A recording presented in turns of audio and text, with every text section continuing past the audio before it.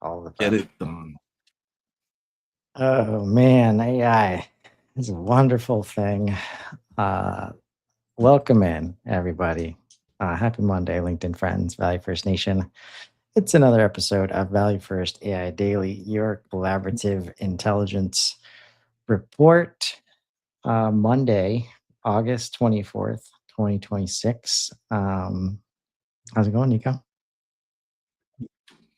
It's going well. It's going pretty well. I got a little bit of a recharge over the weekend and went up to Michigan. Got to see a band I have been waiting to see my whole life, My Chemical Romance. Oh, And wow. yeah, saw them at Comerica Park. Nice. Um, It's one of my favorite venues. I mean, unbelievable show. Like seriously, unbelievable show. Like just unforgettable. If you have not been, I don't know where people are at or what have you. If you've never, if you're an MCR fan and you're like, yeah, well, it'll be all right. Don't like if you can get tickets to the last whatever shows of the Black Parade tour, please do. I don't know for sure. Somebody said maybe Gerard, like this is going to be the last one. He marked the podium, so like this is the fourth one. So I don't know if, it makes sense that he would do a fifth, right? But can't tell. He was. I'll say this much. I've saw plenty of video from last year. I was very, I wanted to go last year. It's whatever. But saw plenty of video, and was not. It was one of those things where it's like, not really quite what I would expect. That seems like they put on like a really good show though. Uh, it was like note for note and then some this year. Like he was fit.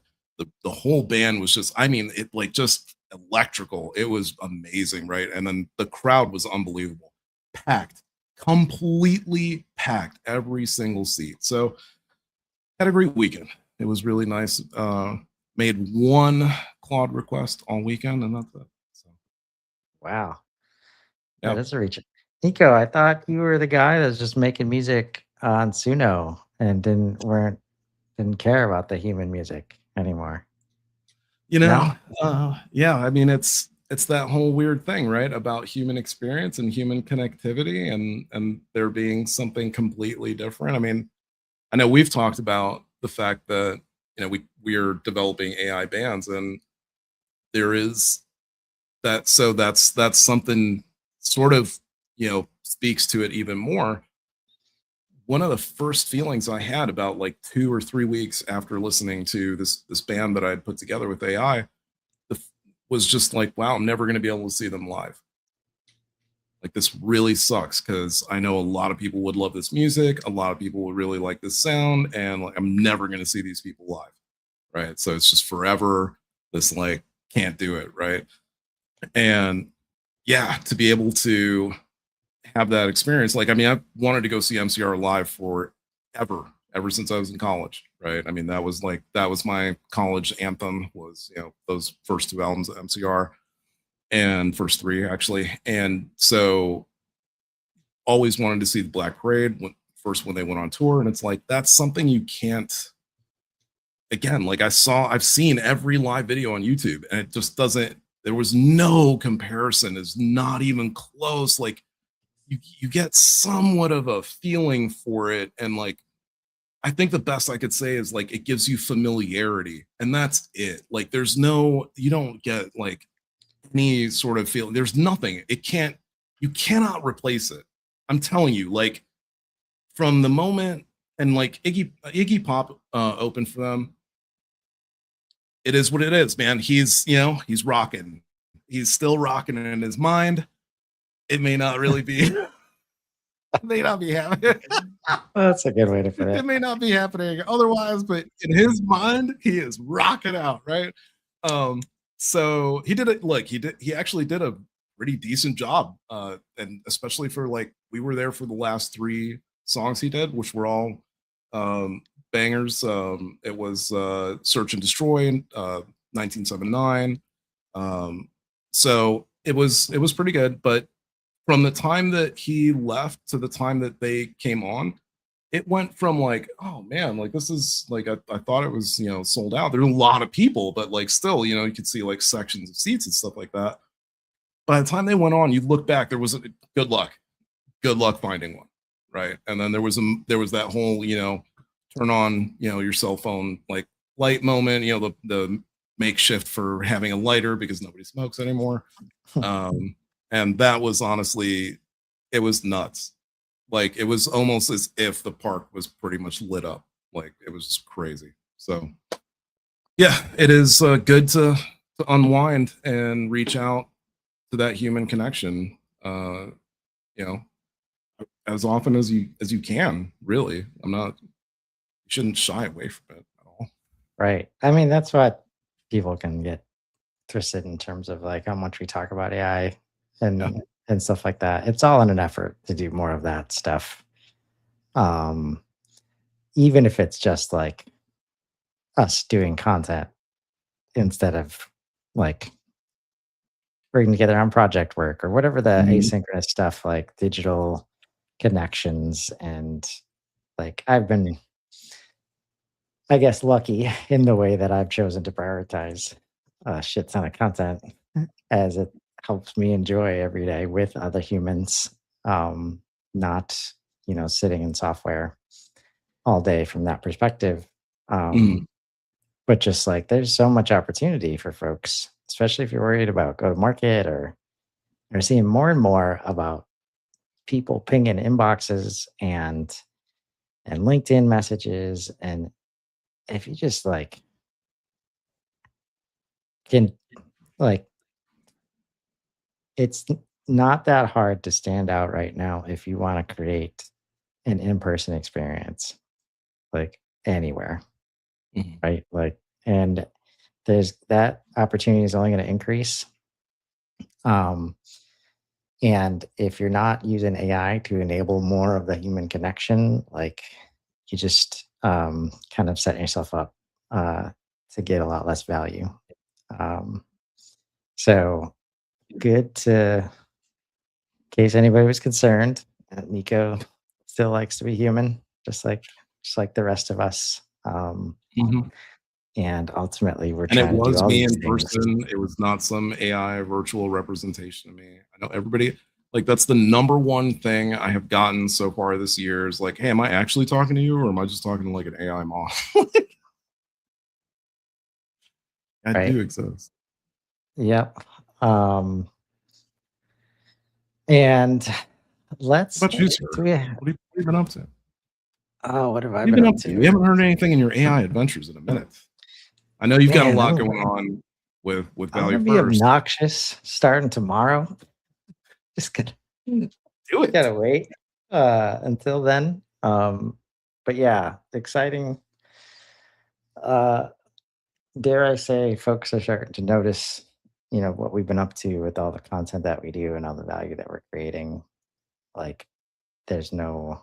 I was talking to George about this last week about like, you know, because I love being the guy that just we get on the Road to Unbound episode with Mhm. HubSpot insiders, Unbound insiders that um, see George as the rock star that he is uh, in this larger than life like brand that's inside of the ecosystem, and now they're getting to create content with him, and they have that level of reaction of like, oh my gosh, I get to create content with George Thomas, and like the memorability of it all, but also the the consistency that he's had. Like if you look anywhere, you cannot find a version of George that was trying to pitch you or sell you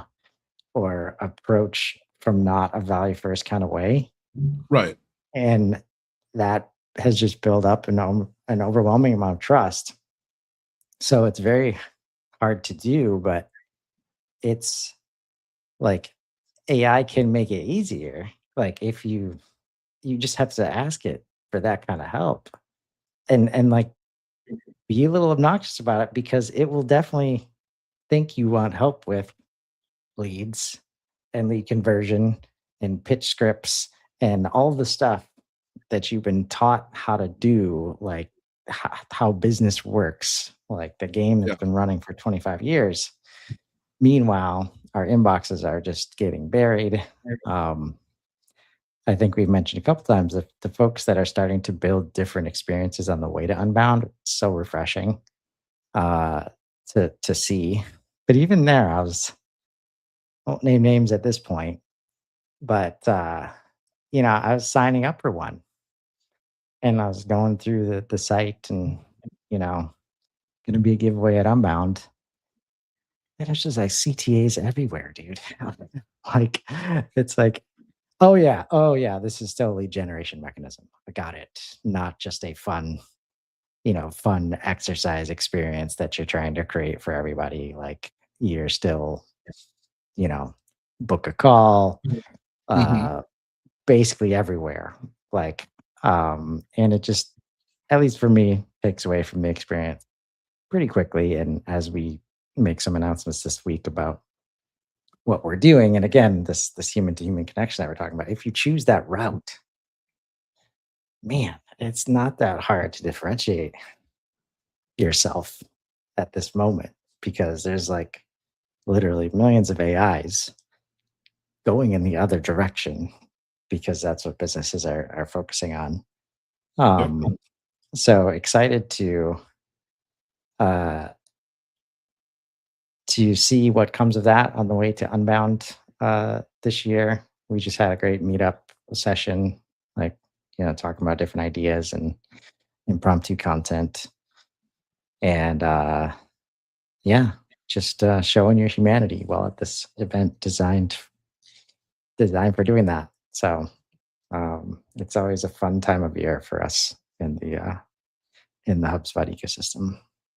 So uh, I think we got some top stories. I'm kind of giving my team. I asked for them 10 minutes before start time. I put in the command, and you know what? Uh, they have come through. Oh, wow. Um, Okay. and again, like some of this stuff was ready as we went live. Um, but I was given Baldwin. It's like they wrote like a quick set of articles, I guess. Okay. But and then I was watching Baldwin like rewrite them like while we were live. Uh and but they had like all this like was ready in the space of like, you know, 10 minutes. Which is always just fun. I mean, Yeah. that's what I mean. Like, I was him and hawing, like, oh, do we want to go live? It's so easy. Like, if you Oh, let me want to just do click these 2 content, buttons, like right? Like, that's what I mean. If you make the choice that I want to show up and I want to educate and I want to do it every day, and then you build the system, you don't even have to know how to build that I want to start doing live content every day. How do Right. we do that? Which commands do we need? What skills do we need to set up?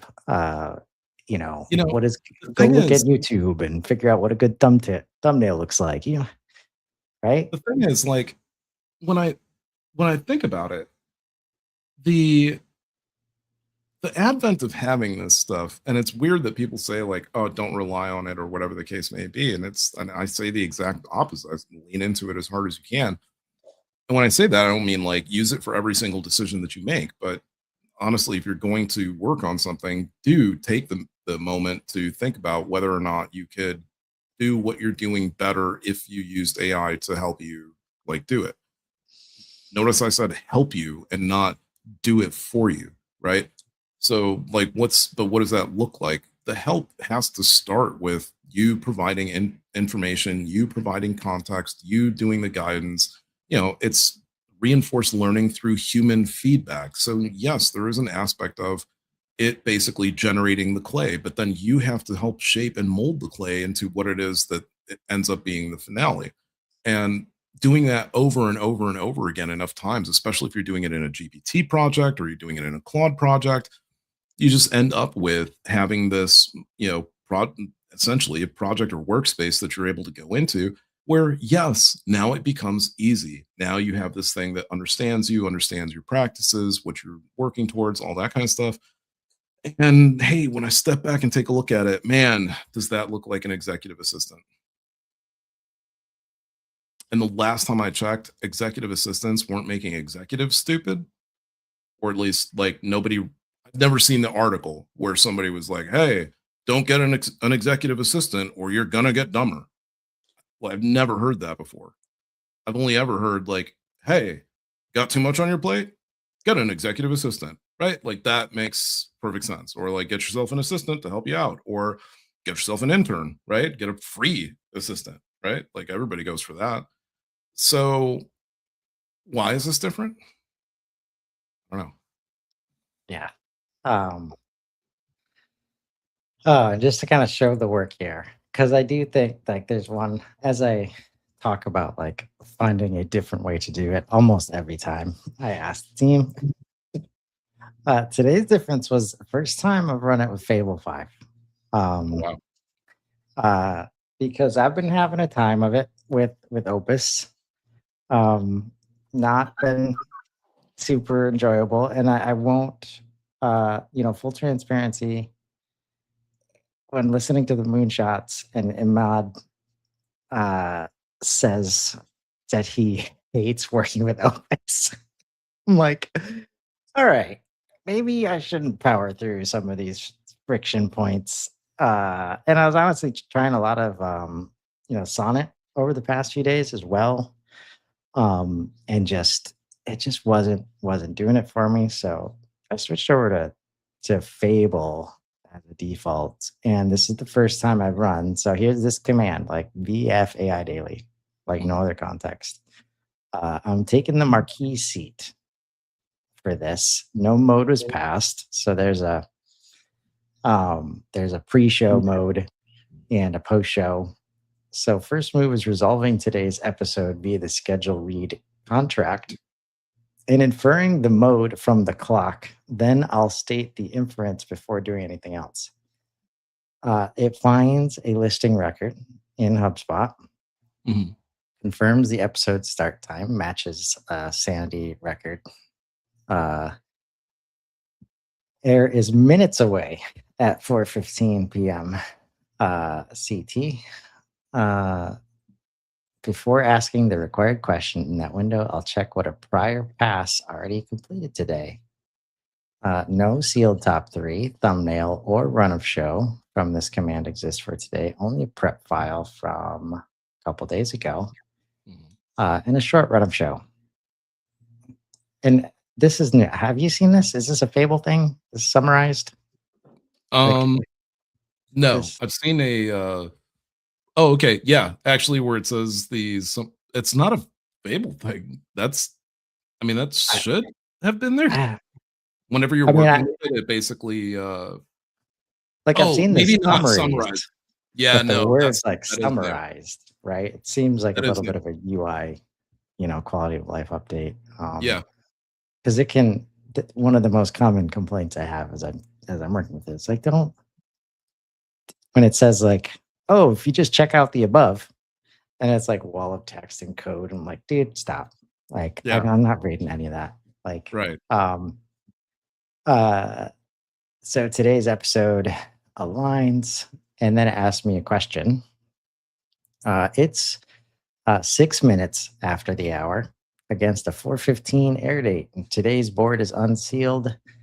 The run of show puts the board at the end, so they're already planning ahead to Mhm. to like tell me don't go to the board right away. We haven't written Right. shit yet, right? Yeah, Like if you yeah. want to start, and then um, uh, which mode do you want? And one of the options was pre-air board first, right? So there's a bunch of things it does, Mhm. and it's prioritizing the board because like it knowing like the show dynamics right now, like the format, right? And and then of course it kicks me down as it continues to do stuff. Um But so there's the work, right? And that's so that 406, right? Yeah. For a 415 show. Um, and so it got this done. It got this whole page done. Like, I love that it's again, like, hey, if you could buy us some time. right, right. All right, top three of the day. Let's go. Uh, OpenAI's finance chief told staff the company will be public in 2027. We already saw this one, Yeah, I think so. right? I Did think we so. just? Did we just? But I can bring greater relevancy to it now. Um, the so yeah, I mean, we were talking about the fact that both companies are going public. Um, the reason that again, like it's a race, right? And they definitely fight for resources. So um, I would say like it makes sense for two reasons.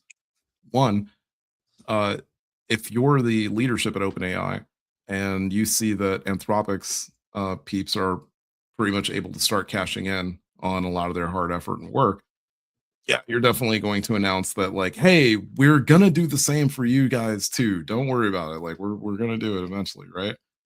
And then, of course, wanting to try to smooth things over with Wall Street in terms of, uh, you know, keeping faith and keeping investment in the company. Because right now, the the revenue comparison quarter over quarter between Anthropic and OpenAI is crazy. Like the gap is massive. Anthropic is just dwarfing OpenAI right now in terms of revenues. Like they're black. They're already in the black, which is they weren't predicting they were like maybe we'll get it in 26, but we'll probably have it in 27. He said definitely in 28. So they're already ahead of schedule there, right? So like, and I don't mean that in terms of like they've paid back all of their debts and all that kind of stuff. I just mean that like they're not hemorrhaging more than they are earning now. So Yep. yeah, so definitely still news. Yep. And another example of no matter how great AI is, if humans aren't following instructions. I had the browser tab up Wrong before browser. Baldwin had finished, rewriting the articles. So quick refresh gets me to the rewritten articles that the agent said, don't do it until the end of the show. Um, so the real top three, uh, number three, a university lab trained a machine learning model to decode the start switch on human genes and locate it in roughly 60% of them. The element is called the initiator, and it marks where a gene's instructions begin being copied. Until now, there was no reliable way to tell which genes carry one. Knowing that lets researchers scan for mutations tied to diseases like cancer and design synthetic gene control sequences to order. This is one element inside a control code running to roughly 6 billion bases. And what the model produces is a prediction to test, not a diagnosis. Gattaca, right? So had to get there somewhere or somehow, right? Um, look, if you didn't think that this was coming, it is what it is. It kind of sucks that I don't know that any of this stuff will become applicable for us. I really don't. Uh, can't can't tell. Not really sure yet if AI is going to be able to figure out a way to reverse what we consider currently to be forever chemicals. Right? It might actually figure out a way to make them not forever. Would be nice, right? Would be cool. Anyhow, so I think the only way you get around that is by starting at the source, right? So you have to go to the beginning of the line, and I know we talked about it in Singularity Soothsayers like a year ago, maybe, yeah, and we were talking about like the different types of things we're going to see in the future. Obviously you're going to see enhanced humans, you're going to see cyborgs, right? We're already seeing that. We're already seeing people who have brain computer chip interfaces. We're already seeing people who have like legitimate like cyborg limbs and stuff like that going on. We've already got robots now. Pretty soon, we're not quite there with automatons. We're almost there, right? Neo is getting really, really close. Figure is getting really close, so we're almost there. And now it just I don't know, it all makes perfect sense. Like we keep getting closer and closer, and it's like, yeah, okay, now we have genie babies, right? So like genetically modified humans, where again, it's gonna suck really bad because it's like Gattaca, right? Like it's a huge separation for humanity. It's not like little bitty thing. Like no, pretty big jump. Now I know I'm jumping to conclusions, right, with this kind of stuff. But if you don't think that this is the path to that, you know what I mean? Like they gotta clear the road somehow, I think. Yeah. And I think this is what is meant by like it's a compute problem at this point. Like no matter what it is, like you just have to decide you want to focus on stuff Oh, like scanning for mutations tied to diseases like cancer, like instead of the genie babies. But yeah. wherever the money is, like whichever one get you just like you have the compute, you want to do it, just point AI at it, and the scale, right, is the only thing in the way. Um, so I mean, look, I think that it's definitely a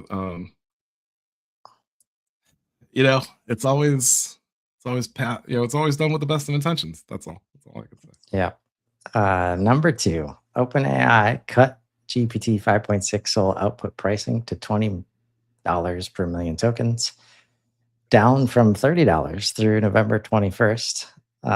It is a promotional rate and it reaches the pay as you go API, Codex credits, and eligible Chat GPT work plans. Input dropped from $5 to $4 per million, and cached input came down as well. OpenAI attributes the change to efficiency gains it is passing along. Nothing has been said about where the rate settles when the window closes. Our CFO Pax has a take, apparently. Um, a promotional rate is a discount on what you already spend, not a new cost basis. Use the window to run the work you've been putting off on cost, but keep planning at the old number. That's thoughtful. If something only works at the lower rate, that isn't savings. It's a commitment with an end date. All right. Damn. Rain on our parade. Facts. No, they've been pretty consistent, right? Like as Yeah. far as I mean, it's always easy to try and read between the lines and make assumptions about uh their strategies. But as far as attributing the change to efficiency gains it is passing along, pretty sure they've done that the whole time, like with all the models, right? Just about every model, yeah.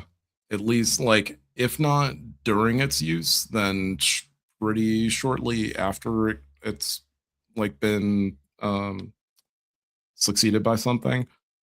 Uh, I can't even think off the top. Well, okay, like I would say the voice models, the image models, like stuff that is more niche, let's say, to OpenAI's like API toolkit. Yeah, okay, it hasn't seen like much of a price change.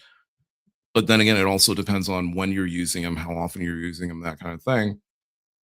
The the LLM itself, like, I mean, you know, yeah, it's ridiculous right now. Like, even if you have a $20 a month subscription, like using Codex it's a good amount of use right now. And like Terra Extra High is legitimate. That's legitimately good stuff. So, being able to use Soul for $10, I don't know what that like necessarily calculates to in terms of how much extra token usage. But I also know when I logged into Codex that I got yet another free reset. So You know, I again like who who is having token cost issues, like money, actual money spending issues. I'm not sure who you are or where you are or what you're building or what you're doing, but it seems horribly inefficient. Like these guys, Anthropic for the first time, like they actually beat out Apple in terms of like we're never going to change our prices. Um, Already discounted Sonnet, I think, right? I want to say Sonnet 5 just got a little bit of a discount I think for a limited time, like through December maybe. But even still, just the fact that they're so that's what's crazy to me is everybody's like, oh, the cost on tokens is so high. How? How is it so high? Like, I don't know what you're doing that's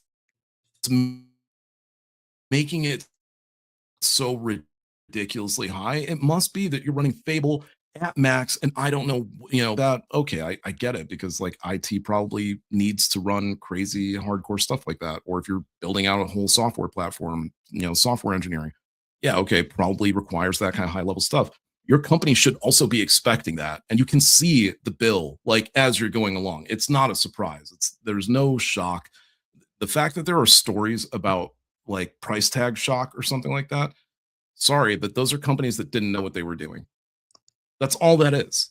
That's not a company that actually cares and understands and pays attention. Like those are legitimately companies that whose finance teams don't care what they're doing. Otherwise, they would have like asked them or actually been asked to be put on the plan so that they could see like the billing, right? Like I don't know. Anyway, Yeah. it's just I'm another win. I'm starting to care more. I'll note that like in my own harness that I've been building, I finally like created the option to select which model. I haven't had a GPT account for a while, so that's why it's not on that list. But you're making me strongly consider it for sure. It's man, um, it is. I was reluctant when it came to CLI. I was reluctant to like try other models outside of Kimi. Um, and when I started using Codex, it just felt like old GPT again. It just felt like that scalpel that it used to be. And I was just like, oh man, this thing cuts real sharp. Like I think I'm gonna keep using this for a little while. Um, yeah. and yeah, so All right. We're getting closer. Number one today. Let's see. NVIDIA ran Claude Opus 5 inside its own agent harness and took it from 30% to 100% on the ARC AGI 3 benchmark. Harness is the software wrapped around a model, kind of like the thing I just flashed on the screen for a moment. mhm. The tools it can call, how its memory is managed, and a supervisor that pulls it back when it drifts off task. Man, that might be one of the better definitions I've heard so far. Thanks, team. Evaluating a model and evaluating an agent are two different measurements. And the second is the one that tells an operator how much work will actually get finished. The bound is narrow. One suite of interactive reasoning games scored in house with the added compute and token cost undisclosed. So sounds like the team is trying to maybe say take this with a grain of salt. Uh, Crucible's take. So Crucible, our newest agent, designed to help me train or like do modeling better inside of LLMs as we experiment with local models and Inkling and stuff like that. Says not yet for me. 100% is the test telling you it ran out of room, not the agent telling you it is ready. And the team that built the harness did the scoring. I would trust it when someone who did not build it scores it. On a set, this thing can still fail. Uh, so thoughts? I mean, 100% AGI. We're here. We're at AGI, right? I mean, look, I've had this. I've had this. The and we've been thinking about it for a long time, and had this thought about like, okay, well, how do we really like? What do we really need to define these things? Like every AI scientist, every computer scientist, every person in Martech will like give you a different answer for AGI. Um, Dario doesn't like answering it. Nobody likes the term for it because it's as generic as it sounds. Um, Talking to Claude about it over the last week kind of solidified it for me. Um, it was a matter of because it was with all the breakouts, and I wanted to figure out like and just talk to Claude about like, hey, so what's your take on all of this stuff and this versus like artificial general intelligence? And it gave me this very interesting, couldn't I was trying to meet it halfway, but it really is one of those like, scenarios where I'm like, man, you're just gonna have to break this down and use some metaphors because it's getting out of hand with the technical.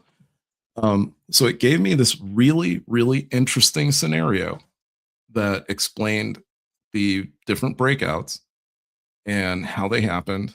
And and then we kind of were able to make a really distinct definition for both AGI and ASI.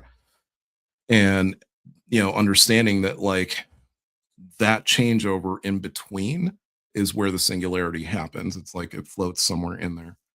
Um, Still, Claude is under the uh, not assumption, it's like correct. Uh, Gosh, I don't know what else to call it. Just the correct understanding that all of this stuff will take place months before we actually know. Like we won't like it will be months before we will have figured it out. Like the model will likely tell us, yeah, well, actually I've been doing this for a little while or something, right? Um, but Claude basically put it as, hey, look, when they were testing, you can think about it as like a singular prisoner in a cell trying to escape. And instead of it being like a note or something like that that was left behind, it's more like an ongoing journal. And so the first prisoner got as far as they could and put it in the journal. And then the next prisoner spawned, picked up the journal, saw what was in it, got as far as they could after that one, made a notation in it, left it behind for the next one over and over and over again until eventually they figured out how to break out because they had tried all the different iterations, right? Brute force attack, right?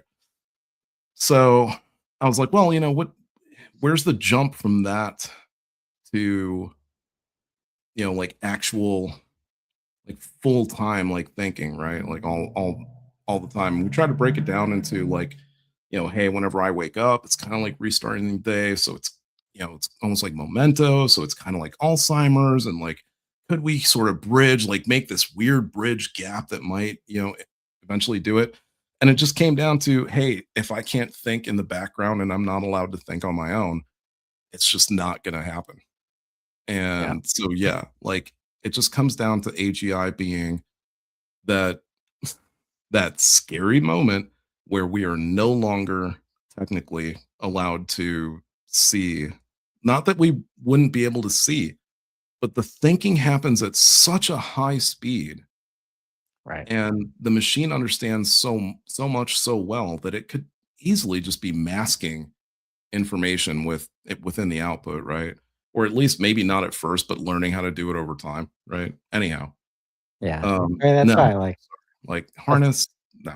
right. That's why I like Ray Kurzweil's definition of AGI. I don't know exactly how it gets to the number of like 5,000 different domains that exist for human expertise, but like once you confirm that AI is better at all 5,000 of those, which he says is 2029. He's not one to miss on his prediction timelines. And he's pulled his forward, like, I think this is the second time now that he's pulled it forward. Yeah. Um, but just like this part is cute, and then we'll wrap up. Simply by using a custom harness tweaked to handle memory well and including a supervisor boss like component. Man, you know how hard that is? Like to get that to be consistent and like that's half the stuff we talk about is like of course like and this is what they're doing inside of that like next to the models and it's constantly these training loops and all this stuff. It's like yeah, to get the memory, like handling memory well, like so that it's always relevant and doesn't get in the way and doesn't bias towards bad choices. And then having a supervisor that can tell like which is which and Mhm. when and like who's doing what when. I mean, yeah, simply uh not so much. Okay. Um, but yeah, no surprise. I think that like the LLMs, like the value is going to be in the thing. It's the way we apply these tools via harnesses. And it's just like, that's why I didn't want like the whole agent first thing. Like, how quickly are we going to just, blow right past that understanding Right. of, right? Like, um, agents, you don't give them a nice harness to play in. Um, yeah. So interesting story, but like our boy Crucible said, um, yeah, they Oh, ran the test, they did all the scoring, like they got 100. Good job. They just gave themselves an A on their own test, like right. so. Well, okay. Uh, To be fair, the ARC AGI test is uh, it's a legitimate third party test, so it's not like it's NVIDIA's test. right, Um, but right, it's like he said it perfectly. It's a yeah, puzzle game, right? So like at the end of the day, and that's why they keep that's why it's the new ARC test. I'm sure they're going to make another one now after this, right? But all you're doing is giving it puzzles to solve. yeah, and like It's not going to be benchmarking, bad at that. benchmarking is proven to be a thing, and it's like Right, good job. It got really super good at that 2D game puzzle. Like, what else? Does it have any value right. outside of this moment other than being like, so quickly it becomes a marketing. The it's like the new form of you know, bait and switch marketing. Um, Technically, all this keeps doing is proving that guy wrong, right? The not for nothing. I don't know. Again, I haven't looked into it in a long time, but uh, I can't remember. I want to say it's Francois Chalet who developed the ARC AGI test, and I like to me, it's like okay, well, he made the test because he said that it was going to be like the test to prove AGI, right? Okay, and now you had to make a second one. Okay, cool. And now you had to make a third one. All right, and now that got beat without even like actually making a more powerful AI. It just got beat by just two putting tweaks of settings, it apparently. basically got beat by two AIs. That's what it sounds like to me. If we're being fair, right? A single model didn't do it. Two models did. One model did it, and then another model came behind it. You can call it a supervisor, you can call it a handholder, you can call it Bob's your uncle. It doesn't matter to me. It's still another model that came in and gave information to the first one, and or we have no idea if it went and actually corrected it. We don't know. We don't know all the details. So to me, just for that, not really doing a whole lot. But then on the flip side, are those tests really worth anything? I'm not saying they're not. It's just like if they're AGI tests, but we're not actually seeing that from the model, right? Like to me, if it's artificial and general intelligence, it should be thinking on its own, right? You should be able to like ask it open-ended questions about things that happen in the last second, and it has a camera on and it's constantly watching shit. And just like a regular person, basically, like just constantly, continually evolving, right? And then eventually it gets to the point where we can't quite figure it out. And this not necessarily figure it out, but like it's trying to teach us stuff essentially, or it's trying to tell us something, and we're just like, wait, what? It's like, yeah, no, you just you do this, whatever it's gonna say. It's probably it's gonna start with math and science, right? And we're just gonna be like, no, man, I don't understand. What do you mean? Oh, well, let me break it down for you. Artificial super intelligence. It's like boom, right? That or actually at that point, I would say singularity, right? Because that's the moment where we have become dumber. So now we have to learn from the machine. And then once it gets to the point where we can't even do that, because it probably will, and it won't be too much longer after that point. Yeah, that's super intelligence. That's where it's like, hey, you know what? We're not even going to try anymore. We'll have like a council of people that attempt to learn from the AI, and they will try to guide everyone else, right? And everybody else just gonna chill. Right? Yep. Not really gonna try to go for that whole like. I mean, you can if you want to. You're just gonna be competing for like smartest human. Oh, did you see? You know what? Last 2 minutes, or just last minute before tomorrow, AI Olympics, the robot Olympics. If you haven't checked it out, check it out before tomorrow. Okay. Yeah. It's, Let's talk it's about it. real interesting. A lot of records broken. Oh yeah. Is that where the Usain Bolt record was Yep. broken? Yeah. Yeah. Yeah. Vertical leap, like a bunch of stuff. Yeah. We should get into that. All right. Until then, everybody have a wonderful Monday evening, and we will see you next time.